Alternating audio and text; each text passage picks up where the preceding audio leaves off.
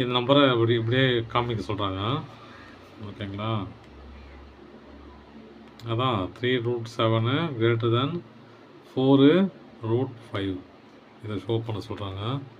இப்போ இந்த நம்பர் நம்ம கொஞ்சம் பெருசாக பார்ப்போம். அதாவது இந்த 2 நம்பரையும் நம்ம ஈவனாக மாற்றினா தான் உள்ளே இருக்கிற நம்பரை வச்சு நம்ம பெருசாக சின்னதாக கண்டுபிடிக்க முடியும் இல்லையா?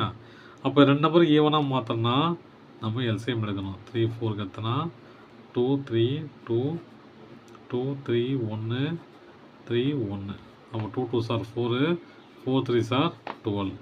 அப்போ எல்சிஎம் எடுத்தால் எவ்வளோ வருது? 12 வருது. அப்போ நம்ம என்ன பண்ணோம்? இந்த நம்பரை 12ஆக மாற்றணும் இல்லையா? இந்த ரூட்டுக்கு முன்னாடி இருக்கிற நம்பரை நம்ம 12ஆக மாற்றணும். 12ஆக மாற்றோம்னா அதுக்கு முன்னாடி நம்ம இந்த நம்பரை எப்படி கன்வெர்ட் பண்ணோம்? 7 ஃபஸ்ட் நம்பர் எடுத்துக்குவோம், அடுத்த நம்பர் இந்த அப்புறம் எடுத்துக்குவோம். 7 1/3 இருக்கும் இல்லையா? இதை 12ஆக மாற்றணும்னா மேலே இருக்கிற ஒரிஜினாலிட்டி மாறக்கூடாது இல்லையா? நமக்கு தெரியும் அந்த ஃபார்முலா நமக்கு என்னென்னு. x/m/n = n√x/m. இது ஞாபகம் வச்சுங்க எப்பவுமே. இப்போ இதை 12ஆக மாற்றினா எப்படி பார்க்கலாம்? இந்த டினாமினேட்டர் நம்ம 12ஆக மாற்றணும். அப்போது இந்த ஒரிஜினாலிட்டியும் கிடக்கூடாது அதே நேரத்தில். அப்போ 4/12 கேன்சல் பண்ணால் 1/3 ஆகிடும் இல்லையா?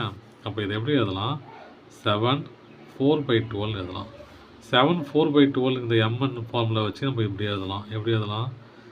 12 ரூட்டு 7/4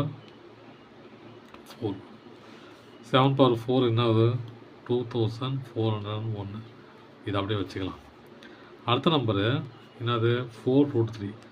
நம்ம அந்த நம்பரை 12ஆக மாற்றணும். இது எப்படி எழுதலாம்? 5 1/4 எழுதலாம். இந்த ஒரிஜினாலிட்டி கெடாமல் டினாமினேட்டர் 12ஆக மாற்றோம்னா என்ன பண்ணலாம்? 3/12 எழுதலாம் இல்லையா? கேன்சல் பண்ணால் 1/4 ஆகிடும். அப்போது 5 3/12. இந்த 3/12 எப்படி எழுதலாம்? இந்த மாதிரி எழுதலாம் இல்லையா? 12√5/3.